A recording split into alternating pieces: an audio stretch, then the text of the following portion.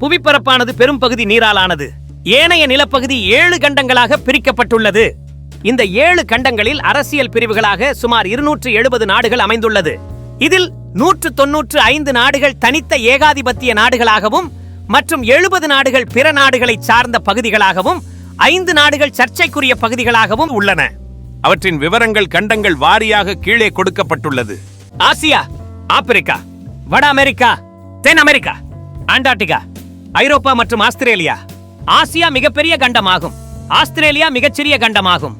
ஆப்பிரிக்காவில் 54 நாடுகள், ஆசியாவில் 47 நாடுகள், ஐரோப்பாவில் 43 நாடுகள், வட அமெரிக்காவில் 23 நாடுகள், ஆஸ்திரேலியாவில் 14 நாடுகள் மற்றும் தென் அமெரிக்காவில் 12 நாடுகளும் உள்ளன.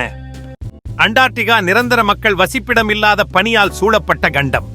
ரஷ்யா மற்றும் துருக்கி போன்ற நாடுகள் ஆசியா மற்றும் ஐரோப்பா என 2 கண்டங்களிலும் பரவியுள்ளன.